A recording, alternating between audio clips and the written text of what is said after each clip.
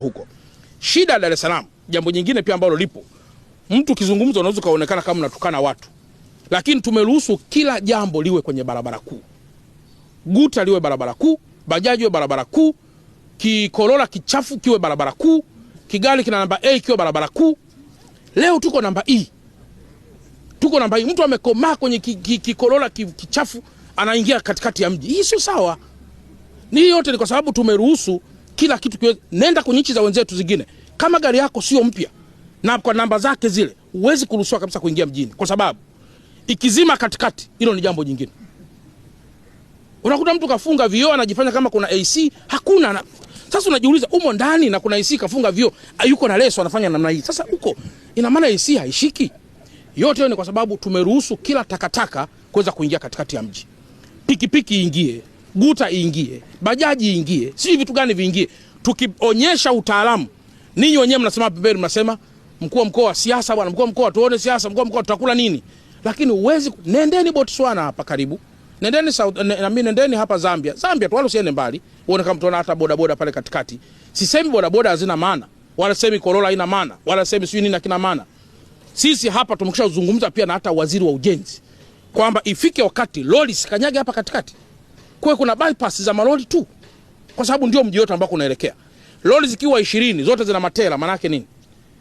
Maana yake tukiwa na lori ama ikiwa ni pooling au ikiwa ni dengla au ikiwa ni boxboard au ikiwa ni vyote vile, maana yake inachukua nafasi pia za malori mengine au za magari mengine. Kwa mwisho wa siku tunajikuta tuna foleni. Sasa tuna unlock vipi? Hiyo ni approach ya kwanza ambayo ni long term plan. Lakini short term zipo pia za short term. Sasa tunajenga barabara. Kwa mfano, kwa dhati ya moyo wangu, ukienda hii barabara ya Morogoro, ukienda barabara ya Bagamoyo Road, yule mkandarasi aliyepewa ile loti 2 yuko taratibu sana. Na ndio maana kama mnakumbuka tulipofanya ziara nimekwenda pale. Yule mkandarasi, yapo baadhi ya maeneo na yafahamu. Mpaka mheshimiwa waziri amewafutia kabisa mkataba wao. Sasa unajua kwenye haya mambo ya ukandarasi haya, mtu anaweza kusema sasa serikali, kwa nini mnaweka watu ambao wanakwenda taratibu? Iko hivi.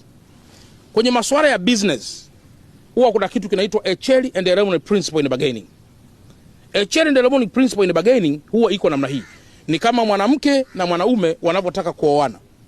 Mtu ambaye yuko very sure 100% anachokifanya ni kuoa au sio kuoa ni mwanaume. Mwanamke anakwenda kwa probability theory. Sasa mwanamke akienda kwenye ile ndoa ikazaa matunda, ikawa nzuri, that's a cherry to her. Lakini akienda kule ndani, ile ndoa ikawa mbovu, yukumbe yule mtu ni tapeli, that's a lemon to her. Sasa na kwenye mabarabara haya vile vile, wakandarasi wote wanakuja hapa, wanasubmit nyaraka, wanajinasibisha sisi ni wakandarasi wazuri. Wameshajenga na barabara nyingine pale nzuri, kwa mfano tunawapa na barabara hii.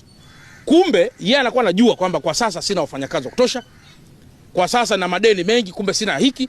Akienda miezi 6 pumzi imekata. Na kuterminate mkataba ni procedures za gharama kabisa kwa jambo jingine. Kwa hiyo mheshimiwa waziri wetu wa ujenzi, Mheshimiwa Ulega, tulikwisha mfikishia kwa sababu mkuu wa mkoa ni nani? Mkuu wa mkoa ndio mshauri wa haraka pia wa mawaziri. Kwa sababu ile ni TANROADS iko pale, ina mamlaka. Kwa hiyo tumeshamfikishia pia Mheshimiwa Ulega kwamba wakandarasi hawa wanatuchelewesha. Na ameahidi pia kuchukua sheria kali dhidi ya wakandarasi ambao wanachelewesha miradi.